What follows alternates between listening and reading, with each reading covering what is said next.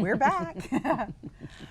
This episode, you find us at that time of the year, fall, where we are in great anticipation of the arrival of our beloved monarch butterfly. Yes, we are. I mean, we really do look forward to this time of year. It's like a holiday almost. For us, it is. If you've seen our film, you know we have such a love of the monarch butterfly and all that it represents. The metaphors of transformation. Yes. Resilience. Yes. They're endless. Yeah. They're endless. So, in view of the fact that we've got thousands of them coming through our area, we wanted to go visit a local nursery. This time of the year is where we also are constantly receiving questions about what do I do? Well, what you do is plant host plants, the milkweed, and you plant nectar plants. Over the next few months, we will see thousands upon thousands come through our area.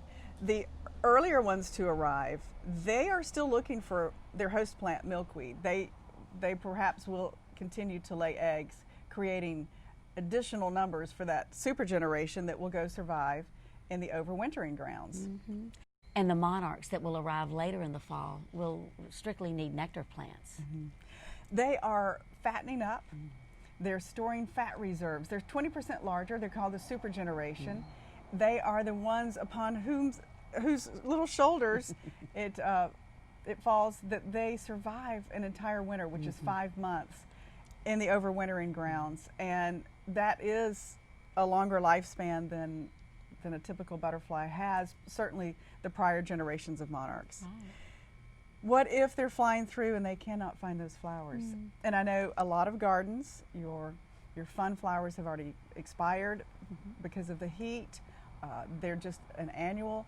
Please consider going out, finding more nectar plants to help them in their migration through our area. Yes.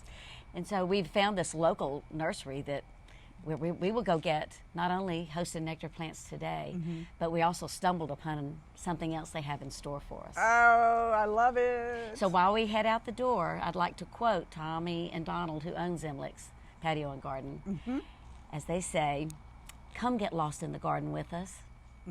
Let's go. Let's go get lost in the garden. Yeah. It is such a privilege to be here this morning with Donald and Tommy, two of the trio of family members that own Zimlich Patio and Garden and Elizabeth's. We're fourth generation, and this business has been here for 39 years. Wow.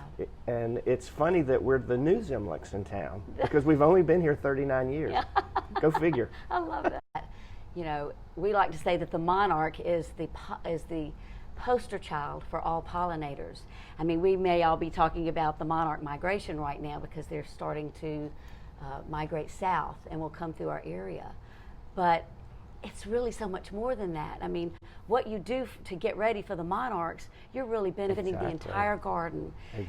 We were talking earlier about how the monarch migration, the excitement, these sound points bring people's awareness back to nature and you know the whole process. And as garden center owners, we realize that it's the dirt and the things that you do to get ready that make the garden experience wonderful. And if you relish each of those items, you know, you're a happy garden. Well, right now it's full of marigolds to be, and we grow the marigolds for our fall crop.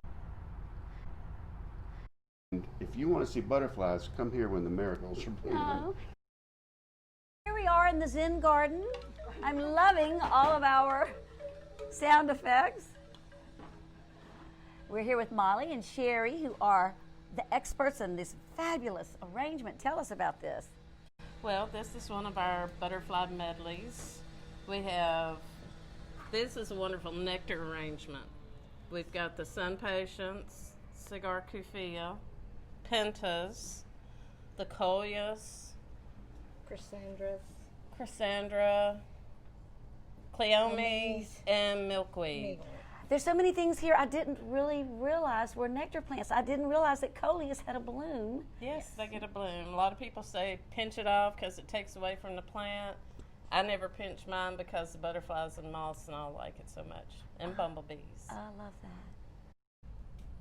And I think this is always a great example of, you know, if you don't have a large garden space, you know, a lot of us maybe don't have a huge sunny yard, but you can find a great container and bring it up here, and you all will put all the right things in it for us. Yeah, we'll put a little of everything in it, so you can have a pot here and a pot there, and you don't have to get out and weed and break your back doing a big flower bed.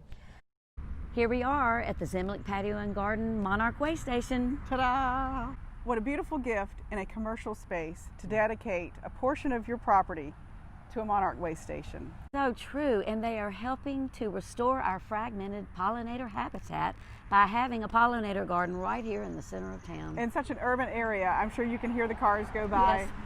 We apologize for the noise, but it is a very urban center. It's an oasis right here in the middle of it. Exactly. All the cars.